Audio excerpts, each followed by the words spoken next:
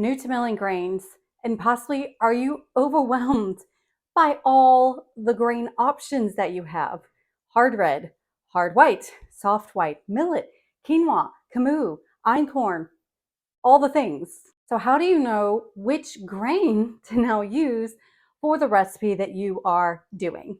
I will be answering this question today, plus sharing some really exciting news coming up in 2024.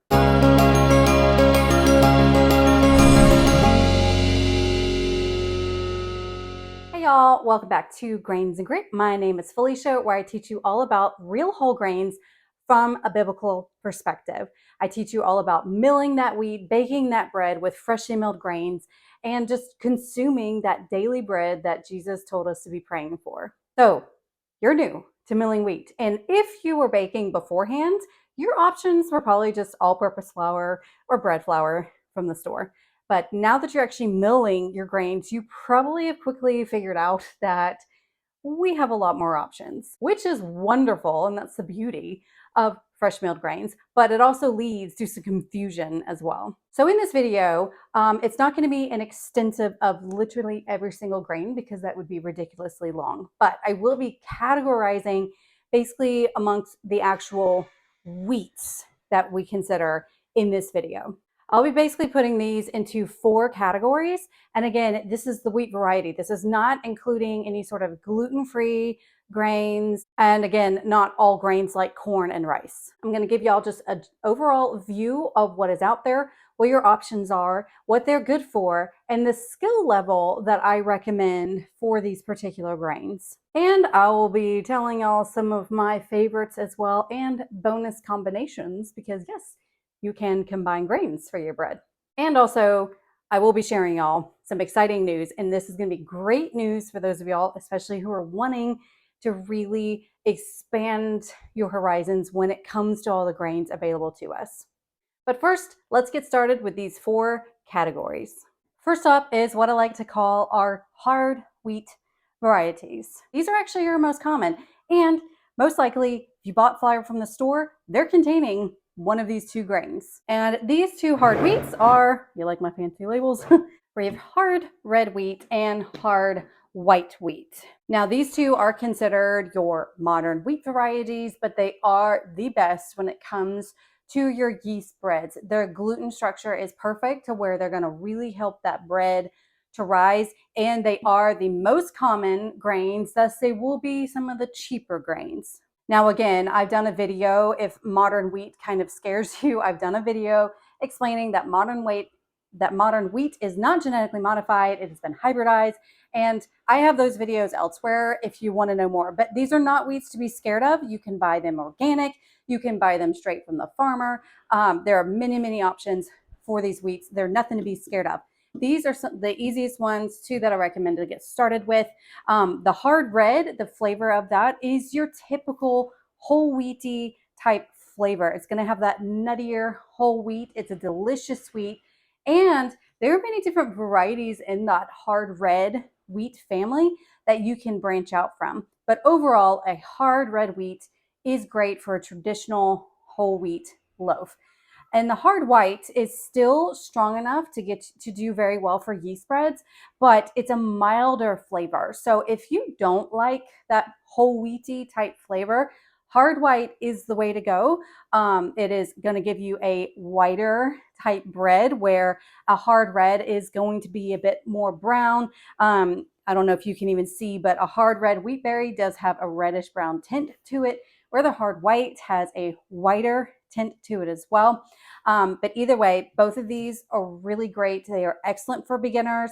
And hard wheats you want for more of your yeast breads, not your baked goods, your lighter baked goods such as cookies, cakes. These are not really going to be the wheat that you're wanting to use for those. But you can use these for non-yeast breads. They work great in muffins, go great in your bread machine. From personal experience, if you have a bread machine, hard red tends to do the best in the bread machine, at least with my recipe.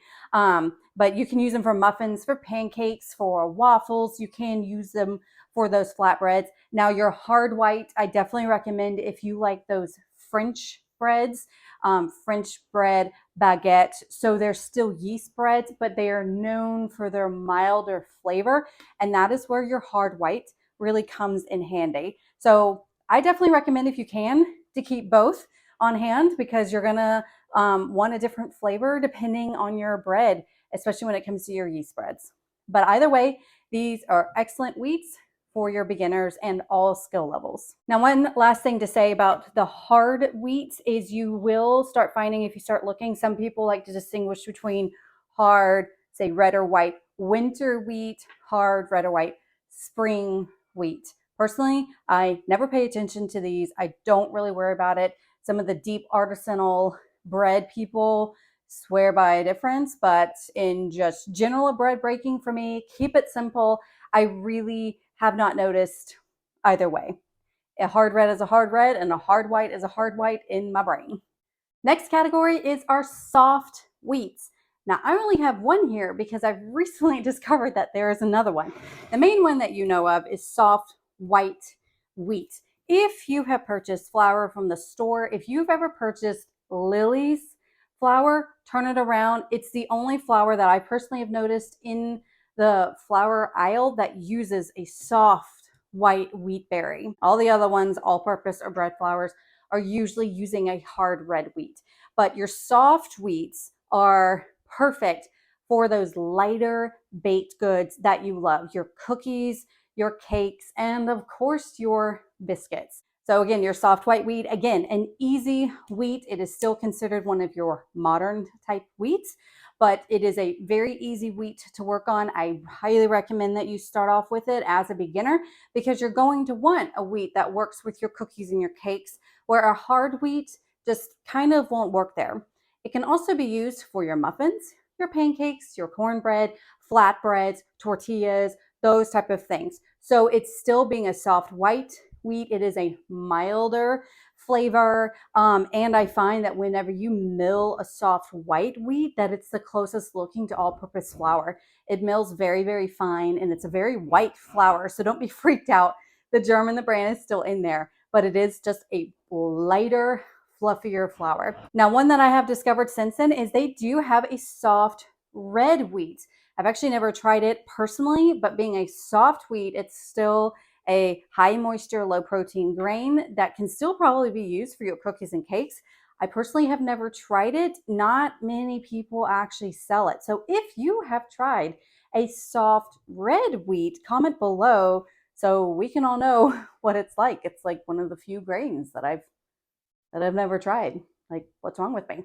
So again, soft wheats, I only have the soft white, but there is a soft red as well. If you got to choose, I would go with a soft white wheat because that's what I'm most familiar with. But another one that is great for all skill levels, and it needs to be just one of the basic wheats that you have in your pantry. Next category is the one with the biggest buzzword, and that is ancient grains. Now, it may surprise you that a lot of grains that you're familiar with are actually ancient grains, meaning they've been around for time immemorial, basically. We are still harvesting them today. They are varieties that have been found in skeletons that they have dug up from thousands of years ago. Many of these can be traced back to shortly after the fall, whenever men were farmers, and we have been farming wheat ever since, basically. But ancient grains is one of those where many people like ancient grains, hearing that they are healthier, so on and so forth. Honestly, just mill your wheat. Consume 100% freshly milled wheat, and that is what's going to be good for you. But that's a whole other video. All right, so what are ancient grains? Now, again, there are many ancient grains that are not in the wheat family. So just to stick with the wheat family, they include ones like emmer, which is one of your oldest wheat varieties. We also have spelt, rye, barley, einkorn, and kamut. So many of these you've probably heard of, especially einkorn, thanks to Jovial Foods making that very popular. Now, with them being ancient grains, they are not grown as much as the hard wheats and the soft wheats. And so these tend to be more expensive. Now, I will say, as far as ancient grains, spelt is one of your cheaper ancient grains, but contrast that to things like emmer or kamut, which can be quite pricey because it's just supply and demand. Not many people grow them. Another thing about ancient grains is that they are generally not as strong in the gluten department to be able to make those tall yeast, fluffy yeast sandwich type breads all on their own. If you're wanting to use ancient grains for your yeast breads, I do recommend mixing them with a hard wheat to really help that gluten structure, which we'll get to in a bit. Now, they are great. Many of these are wonderful for flatbread, so your tortillas, your pitas. If you kind of notice, a lot of ancient cultures have flatbreads because they are way easier than, say, doing a sourdough. And so I do believe that that's why many cultures, their bread is some sort of flatbread for this reason. So these all make excellent, most of them make excellent flatbreads, pizza crust, tortillas, pita breads, those type of breads. Many of these can also be used for your quick breads like muffins, pancakes, and waffles. Now, for grains like barley and rye, yes, those are actually ancient grains that you may be more familiar with. Barley is one of those that is mentioned by name in the Bible. And barley, it's used for things like specialty breads like barley bread, but it's combined with regular flours. Same thing with rye. Rye is good for our rye breads and our pumpernickel, but it too is combined with a regular wheat flour for those breads. I actually do not really recommend all of these ancient grains for beginners because ones especially like camus and einkorn, they just act weird, especially freshly milled camus and freshly milled einkorn. They tend to be way stickier. You're gonna find that like you almost have some mess that you're not even sure what to do with. It can be done, but that's why I don't recommend them for beginners. Get some experience under your belt first before diving into these ancient grains. Now, with that being said, my favorite rolls are actually camus rolls. It has all camus in it, and I find that they are the lightest, just amazing rolls, very similar to, those little rolls that Chick-fil-A serves for breakfast, those little chicken biscuit things, very, very close to that. So that is my favorite, but again, it acts weird and I can do it no problem because I have a lot of experience. So just be aware of that. Don't be scared of them, but just be aware that many of these ancient grains act differently. Now, before we get into our fourth category, an exciting announcement. First of all, this video is actually sponsored by the Grainie Bunch. That is the membership group of elite supporters for Grains and Grit. It is an amazing membership community that we do have. They are my brain trust. We have, not only do they get exclusive recipes in a portal on my website, but they also we have live hangouts every month. They get extra content, bonus content, but most importantly, we have a private group on MeWe just for my Grainies that we can bounce ideas off, and people share their recipes, they ask questions. You get the priority when my Grainies get the priority when it comes to asking me questions. But some amazing recipes are being shared in the MeWe group, like this one by Chris, who shared a sourdough multi-grain Italian bread loaf. And can I just say mad kudos to the scoring here. This is a beautiful loaf, and he so graciously shared that recipe, and it's just wonderful. And there are other great ideas too, because I'm not the only one. I don't know everything, y'all. And so it's a wonderful, wonderful community. But with the Grainie Bunch, exciting news for 2024 coming is if you love all of these grains and you want to know more about rye and barley and camus and einkorn, I am launching in 2024 the GrainsExplorer Challenge, where every month we're going to be focused on a specific grain. I will be talking about that every month on YouTube. There will be a specific video here on this channel on YouTube for the specific grain of that month.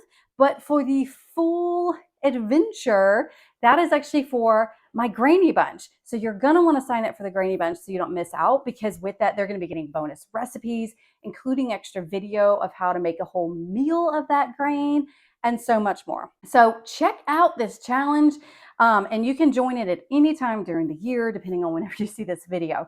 Just go to grainsandgrit.com/GrainsExplorer. I'll have the link here below for the information and to sign up for the Grainie Bunch so you can take in the full adventure of this GrainsExplorer Challenge. Last but not least, the fourth category, my own category of wheat grains This I kind of labeled as a specialty category because it contains this one single wheat here, and that is wheat durum. It kind of was in its own category because all that wheat durum is really used for is pasta. And no, I don't have any videos about pasta yet as of this video. I got to get that out. It's on the list. But wheat durum is typically used for pasta. So whenever you buy pasta from the store, it generally says semolina on the back, which is sifted wheat durum. So it's wheat durum that has had the bran and the germ removed to give us that white pasta. So this is something to have on hand if you're wanting to do pasta. You can do it with other wheats, but when you're looking and you're wondering what is wheat durum, it's just what's used for pasta. So it's in the wheat family, but in its own special category. So unless you're really wanting to dive into pasta with freshly milled wheat, not necessarily one that I recommend you must have in your pantry, but mental note to self, keep in mind. Okay, so that's the 4 categories that I personally would categorize the different wheat varieties in. I'm pretty sure I didn't miss one, but if I did, let me know in the comments below and I will tell you what I recommend using it for and all the things. But I'm pretty sure I got them. I had to go through all of my grains to see what all I had. But let us conclude with what are my favorites.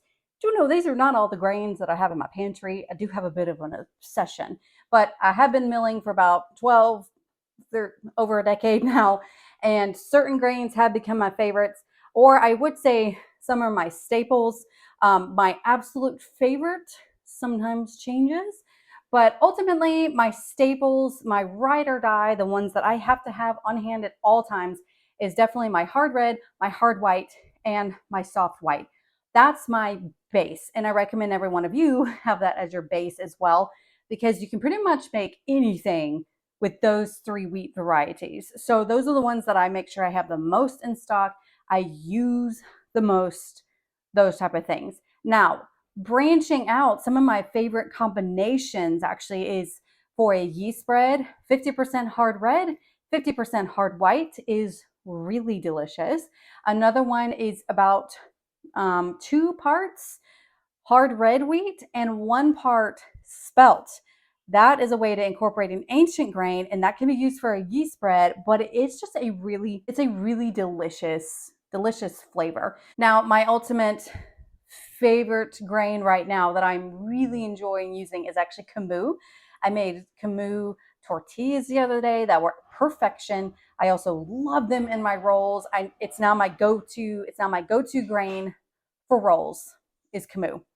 Just, it's my ride or die right now when it comes to rolls. But otherwise, so many of these grains are wonderful. And again, that's the beauty of milling your own grains and actually doing it the way that God created, because God is truly the author of actual diversity. The world says that it loves diversity. It really doesn't. And you can see that especially in our food, because we tend to stick to 1 or 2 varieties when it comes to a food, when really there are so many varieties that God has created for us to enjoy. So hopefully you will really dive into this and get excited as I am. But the bottom line is, if you're really wanting to expand your horizons, check out our Grains Explorer Challenge for 2024. And we're going to be getting into grains that some of them you've never even seen on this channel. They're going to be challenging for me, some that I've never even tried. So again, grainsandgrit.com/grainsexplorer to check out the details there and to sign up for the Grainie Bunch if you want the full adventure. Thank y'all very much to my Grainies out there. Be sure to comment below if you're one of my Grainies. You know I love you. And as always, hope this video was helpful, and I'll see y'all next week. Bye.